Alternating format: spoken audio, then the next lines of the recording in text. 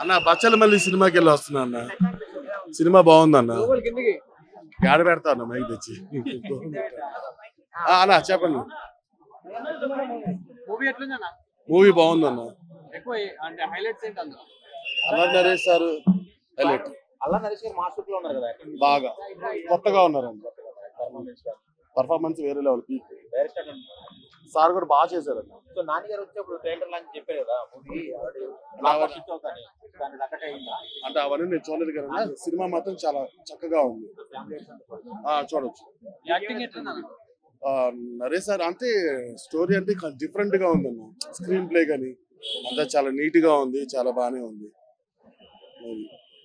కొత్తగా ఉందన్న. అసలు మాస్ అంటే జనరల్ గా మన నరేష్ సార్ని ఎప్పుడు మన కామెడీగానే చూస్తూ ఉంటాం. అలాంటిది ఆయన డిఫరెంట్ గా వచ్చి ఒక మాస్ ఎలిమెంట్ రావడం అనేది కూడా బాగా సెట్ అయింది. నాని గారు అదే మన సారు నరేష్ సార్ గారు సూపర్. అసలు మ్యూజిక్ బ్యాక్గ్రౌండ్ మ్యూజిక్ కానీ అంతా చాలా బాగుంది. హిట్ అన్నది సినిమా చాలా బాగుంది. అన్ని ఓవరాల్ గా అయితే యాక్షన్ మాత్రము అల్టిమేట్ అండి. చూడాల్సింది సినిమా.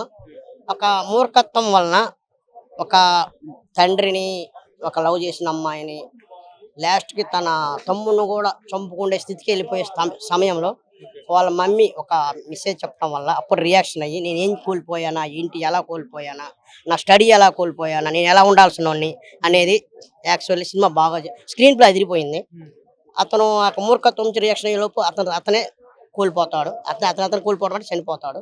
అది సినిమా బాగుందండి. Message oriented movie. ఒక మూర్ఖత్వం గురించి చెప్పిన మెసేజ్ ఓరియంటెడ్ మూవీ. అది సినిమా చాలా హిట్, సూపర్ హిట్. అదిరిపోయిందండి. మొన్న వచ్చిన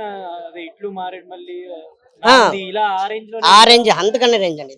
మంచి రేంజ్ సినిమా. సూపర్ బాగుంది. బాగుంది అంటే అది కాన్సెప్ట్ ఓరియంటెడ్ మూవీ కదా. దానికి కూడా కామెడీ అన్ని కొన్ని కామెడీ మూవీస్ ఉన్నాయి, కొన్ని కాన్సెప్ట్ ఓరియంటెడ్ అయినప్పుడు సీరియస్ గా ఉంటాయి. అందుకని ఇది ఒక మూర్ఖత్వం ఉంది కాబట్టి సినిమా బాగుంది, చాలా బాగుంది.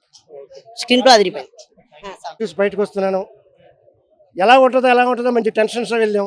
కానీ అల్లరి నరేష్ గారు మరిపించి నటన చేశారు. ఎడమటి నేచర్ మీద సినిమా తీయడం అనేది చాలా గొప్ప విషయం. అది కాకుండా దీని స్క్రీన్ ప్లే రాశారు.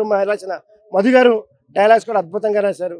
చాలా ఒక యూత్ అనేవాడు చిన్నప్పటి నుంచి కేర్లెస్గా రెక్లెస్గా ఎడమెంట్ నేచర్తో ఉంటే వాడి జీవితం ఎలాగా తుణాతునకలైపోతుందో, వాళ్ళ సంసారం ఎలాగా మొట్టుబట్టిపోతుందో అన్న విషయం బాగా చెప్పారు. అప్పుడు బలగం కుటుంబం గురించి బలగం సినిమా తీశారు. అప్పుడు బలగం గురించి గొప్పగా చెప్పుకున్నాం. ఇప్పుడు బచ్చనమల్లి గురించి మనకు గొప్పగా చెప్పుకోవాలి. కుటుంబ సమేతంగా అందరూ చూడాలండి. మంచి పిక్చరు, మెసేజ్. ఇందులో నటన గురించి చెప్పుకోవాలంటే అల్లరి నరేష్ గారు మరో రేంజ్లో నటన చేశారు.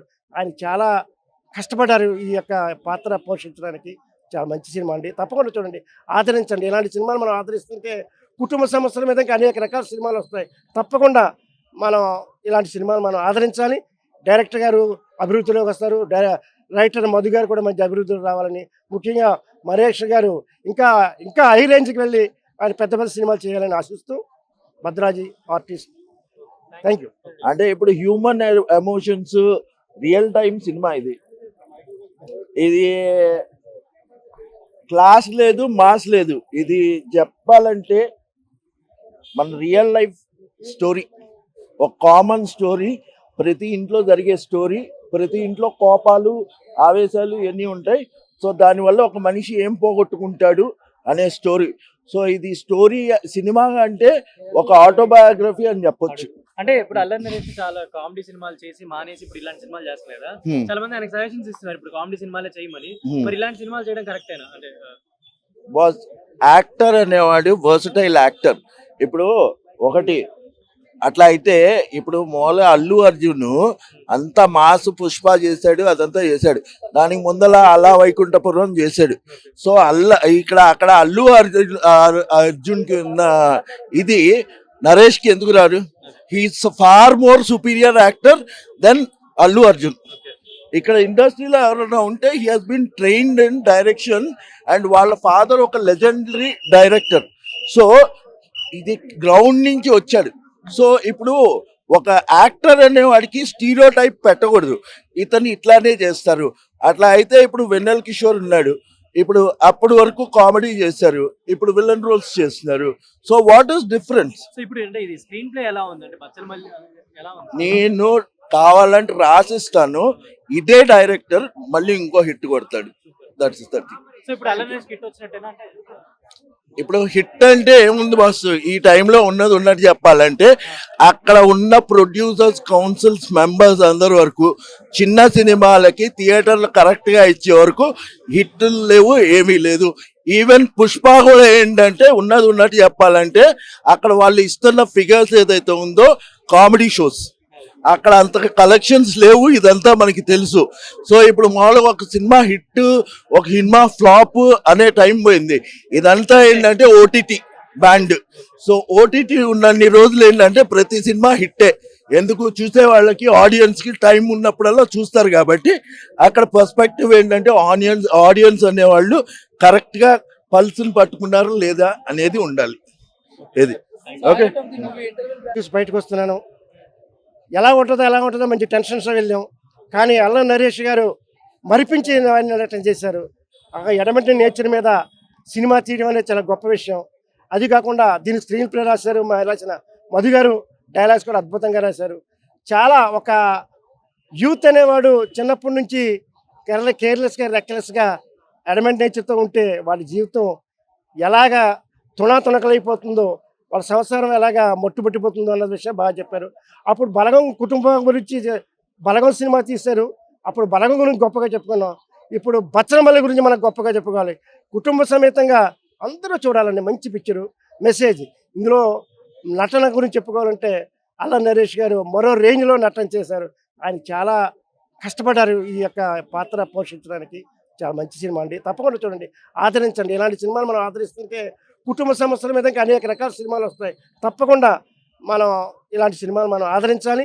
డైరెక్టర్ గారు అభివృద్ధిలోకి వస్తారు, రైటర్ మధు గారు కూడా మంచి అభివృద్ధిలో రావాలని, ముఖ్యంగా మహేష్ గారు ఇంకా ఇంకా హై రేంజ్కి వెళ్ళి ఆయన పెద్ద పెద్ద సినిమాలు చేయాలని ఆశిస్తూ Bhadraji artist. Thank you.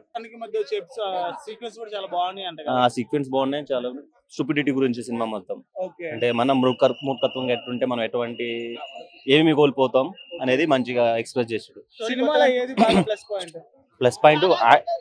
Plus point అంటే మొత్తం ఆయన చాలా క్రూయల్ గా ఇట్లా అట్లా ఉంటాడు కదా, అది ప్లస్ పాయింట్ మూవీకి. స్టోరీ కొంచెం కొత్తగానే ఉంది, చూడొచ్చు, ఒకసారి అయితే చూడొచ్చు. కామెడీ లేదు ఇందులో, మొత్తం సీరియస్ రూలే. ఇప్పుడు ప్రతి ఒక్కరి ఫ్యామిలీలో జరిగేది, ఇప్పుడు సొసైటీలో ప్రతి ఒక్కరి ఫ్యామిలీలో జరిగే సంఘటన అంటే మూర్ఖత్వ ఫ్యామిలీ. కొంతమంది పిల్లలు ఉంటారు కదా మూర్ఖత్వంగా, సో వాడు వద్దురా నాన్న ఇలా వద్దురా అంటే దానికి ఇదిగా ఉంటుంటారు కదా, ఆ టైప్ ఆఫ్ ఆ మూర్ఖత్వం ఎంతవరకు దారి తీస్తుంది, ఎలా చేస్తుంది అన్న దానికి నిదర్శనం ఈ సినిమా. సో దయచేసి అందరూ చూడాలని మనస్ఫూర్తిగా కోరుకుంటాను. ఓకేనా? ప్లస్ అవుతుంది, చాలా చాలా బాగుంది సినిమా, చాలా బాగుంది, అసలు మామూలుగా లేదు. న్యాచురల్ యాక్టింగ్ చేశారు, చాలా చాలా బాగుంది. ఓకేనా? సో దయచేసి అందరు సినిమా చూడాల్సిందే కోరుతున్నాను. Thank you. Bachala Malli movie చూసాం, బాగా అనిపించిందండి. ఇప్పుడు డిఫరెంట్ గా తీశారు, మూర్ఖత్వంతో ఉండొద్దని అట్లా మంచి అనిపించింది.